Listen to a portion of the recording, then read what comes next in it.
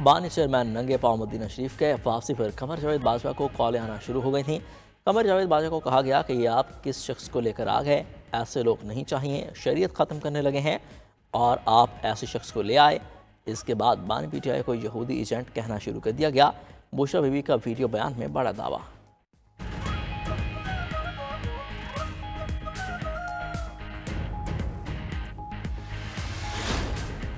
साबिक army chief general Qamar Javed Bajwa के करीबी सराय ने बुशरा बीबी के बयान की तब्दील कर दी। कहा कि बुशरा बीबी गलत कह रही हैं।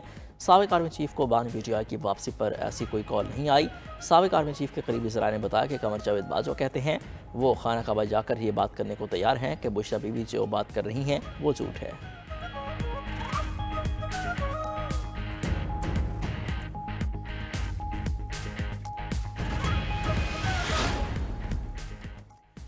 अपनी सियासत के लिए सऊदी अरब पर इल्ज़ाम तराशी अफसोसनाक है। नायब वज़ीर आज़म इसहाक डार का बुशरा बीबी के बयान पर रद्द-ए-अमल। कहा, पाकिस्तान के मामलात में मुदाखलत का बयान मायूस कुन जहनियत की अक्कासी करता है। तमाम सियासी कुव्वतों को खारजा पॉलिसी पर समझौता करने से बाज रहना चाहिए। सऊदी अरब ने पाकिस्तान की हर मुश्किल वक्त में मदद की। वज़ीर दिफा ख्वाजा आसिफ बोले, शरीयत कार्ड इस्तेमाल किया गया, सियासी फायदे के लिए किस हद तक जा सकते हैं, ये सऊदी अरब से ली घड़ी बेचकर करोड़ों कमा सकते हैं। वज़ीर इत्तलात अता तारर ने कहा, पहले अमरीकी साजिश का कहते रहे, अब इस्लाम को इस्तेमाल कर रहे हैं। सियासत की खातिर ये ईमान और दिमान में भी नहीं देखते। उनकी सियासत झूठ, बहतान और इल्ज़ाम तराशी पर मबनी है। बीबी ने बात कही है कि जब इमरान खान साहब वहाँ मदीना मुनव्वरा गए तो उसके बाद जनरल कमर जावेद बाजवा साहब को फोन आया कि हम तो शरीयत ख़त्म कर रहे हैं और आपने शरीयत नाफिज करने वाला जो है वो ले आए हैं। 1% भी इसमें कोई हकीकत नहीं है, ये झूठ पे मबनी है।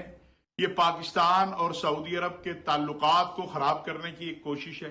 इमरान खान साहब जब भी मुमलिकत सऊदी अरब गए, सऊदी अरब ने उनका इकराम किया, एहतराम किया, जो मांगा वो दिया। और जनरल बाजवा साहब तो दौरों में मौजूद होते थे साथ, उनको किसी ने क्या कॉल करनी थी। चेयरमैन पाकिस्तान उलमा कौंसिल अल्लामा ताहिर अशीर ने बुशरा बीबी का इल्ज़ाम झूठ पर मबनी करार दे दिया। 92 न्यूज़ से खुसूसी गुफ्तगू में कहा, बानी पीटीआई के साथ दौरे पर मैं खुद मौजूद था। पाकिस्तानी वफद को बहुत एहतराम मिला, जो मांगा उससे ज़्यादा दिया गया। सऊदी अरब को कोई गर्ज नहीं कि पाकिस्तान में कौन सा कानून है।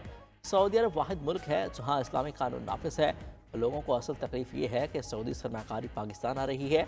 एक गिरोह सऊदी अरब के खिलाफ प्रोपेगेंडे में मसरूफ़ है। कुछ कुव्वतें नहीं चाहती कि पाकिस्तान और सऊदी अरब करीब आए। बयान सऊदी में मौजूद 25 लाख पाकिस्तानियों से खेलने के मुतरादिफ है।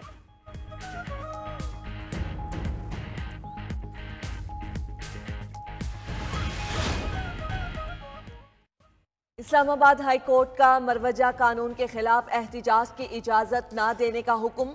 24 नवंबर के एहतिजाज के खिलाफ 5 सफ़हात पर मुश्तमिल तहरीरी फैसला जारी।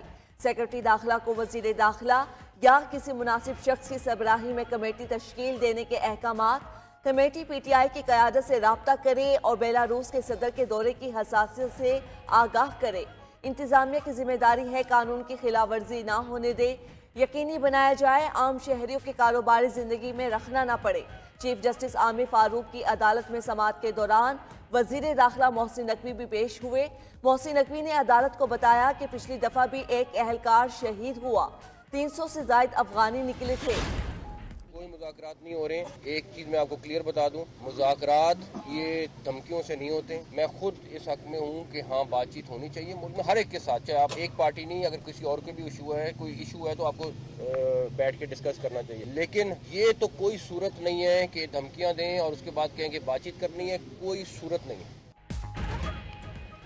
वज़ीर दाखिला ने पीटीआई से मुज़ाकरात की खबरें रद्द कर दी। कोई मुज़ाकरात नहीं हो रहे, धमकी देने वालों से मुज़ाकरात भी नहीं हो सकते। मोहसिन नकवी का दो टोक पैगाम। पीटीआई के एहतजाज पर भी सख्त रद्दमल। कहा, बिना इजाज़त कोई जलसा नहीं होगा, जो डी चौक आएगा धर लिया जाएगा। पहले आसियो कॉन्फ्रेंस के दौरान भी कॉल दी गई।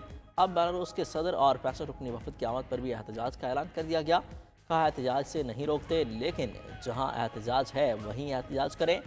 शहरियों का तहफ़्फ़ुज़ अव्वलीन तरजीह है। पूरी टीम अपने इंतज़ामात मुकम्मल कर चुकी है।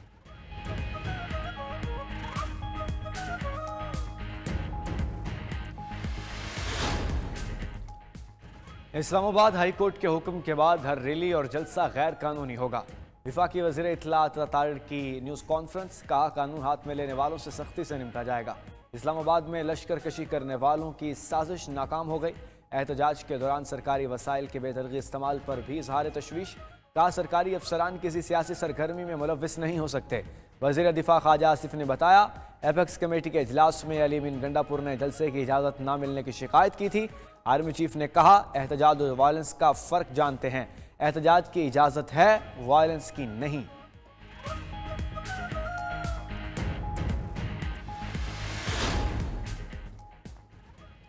चौबीस नवंबर के एहतजाज से निमटने के जतन, पीटीआई के खिलाफ क्रैकडाउन का फैसला, गिरफ्तारियों के लिए टीम्स तश्कील दे दी गई। इस्लामाबाद और रावलपिंडी में दफा 144 भी नाफिज, हर किस्म के जलसे, 4 से ज्यादा अफराद के इज्तिमा पर पाबंदी, इंटरनेट और मोबाइल सर्विस जुज़वी मुअत्तल होने का खदशा, डी चौक सील करने के लिए कंटेनर्स पहुंचा दिए गए। इस्लामाबाद में रेंजर्स और एफसी तायुनाती की भी मंजूरी। रावलपिंडी, जहलम और अटक में भी रेंजर्स का पहरा होगा। 22,000 सिक्योरिटी एहलकार तलब। इंसदादी दहशतगर्दी एक्ट के तहत इख्तियारात तफवीज़। विफाकी पुलिस ने पंजाब और सिंध पुलिस से भी मदद मांग ली। 40,000 आंसू गैस शेल और 50,000 रबड़ की गोलियों का भी बंदोबस्त। सरकारी वसाइल और मुलाजमीन पीटीआई के एहतजाज में शरीक न हो, वजारत दाखिला की हिदायत पर चीफ सेक्रेटरी खैर पख्तूनख्वा मुतहरिक। IGKP समेत तमाम सूबाई इदारों और इंतजामी सरबराहान को मुरासला लिख दिया गया। कहा कि सियासी क़यादत के वो अहकामात माने जो आइनी दायरे में हों। हम कानून और आइन के तहत कौम के खादिम हैं। हमारा इत्तेहाद रियासत और आइन के साथ है, किसी सियासी जमात के साथ नहीं। पेशावर पुलिस ने भी सर्कुलर जारी कर दिया। एहलकारों को पीटीआई के एहतजाज में शिरकत न करने की हिदायत। खिलाफ वर्जी करने वालों के खिलाफ महकमाना कार्रवाई होगी।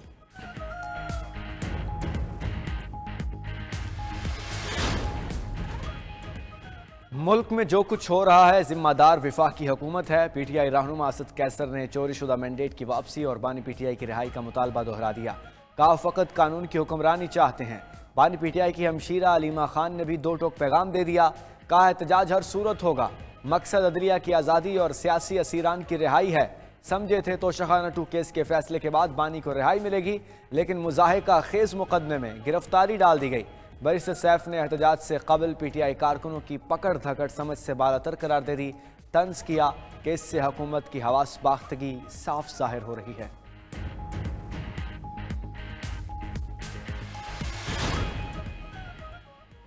आलमी फौजदारी अदालत से नेतन्याहू के वारंट गिरफ्तारी जारी। इसराइली वजीर आजम जंगी जराइम के मुर्तकिब करार।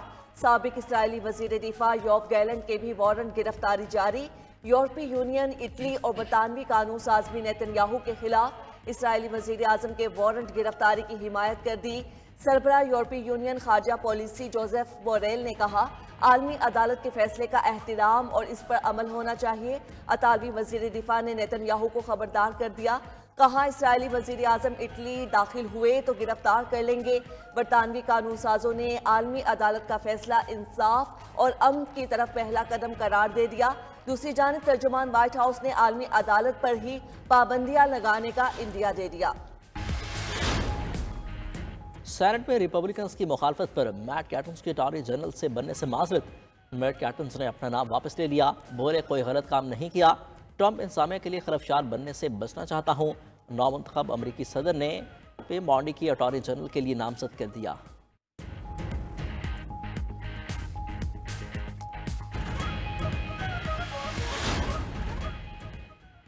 इलेक्शन कमीशन ने रुकन कौमी असम्बली आदिल बाज़ई को नाहल करार दे दिया। NA 262 की नशिस्त खाली करार। इलेक्शन कमीशन ने नाहली रेफरेंस पर महफूज फैसला सुना दिया। फाइनेंस बिल और आइनी तरमीम में वोट ना देने पर नवाज शरीफ ने आदिल बाज़ई की नाहली रेफरेंस भिजवाया था। आदिल बाज़ई ने कामयाबी पर पहले नून लीग और चंद रोज बाद सुन्नी इत्तेहाद काउंसिल में शमूलियत का बयान हलफी जमा करवाया। वह NA 262 कोयटा से आज़ाद हैसियत में मुंतखब हुए थे।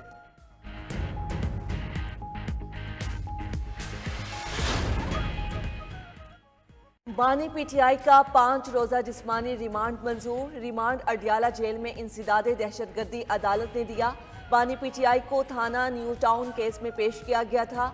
अदालत का 25 नवंबर को दोबारा पेश करने का हुक्म, मुकदमे से डिस्चार्ज करने की दरखास्त भी मुस्तरद कर दी।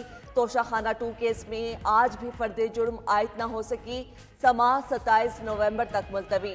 अडियाला जेल में बानी पीटीआई के सेल पर पुलिस सिक्योरिटी तैनात। स्टेट बैंक के ज़र मुबादला में 2 करोड़ 90 लाख डॉलर्स का इजाफा, ज़खायर बढ़कर 11 अरब 28 करोड़ 80 लाख डॉलर हो गए। ज़र मुबादला 2 माह से ज़ायद की दरामदी बिल के लिए काफ़ी है। कमर्शियल बैंकों के ज़खायर में 2.70 डॉलर की कमी, 4.68 अरब डॉलर रह गए। ज़र मुबादला के मजमूई ज़खायर 20 लाख डॉलर इजाफे से 15 अरब 96 करोड़ 70 लाख डॉलर से तजावुज़ कर गए।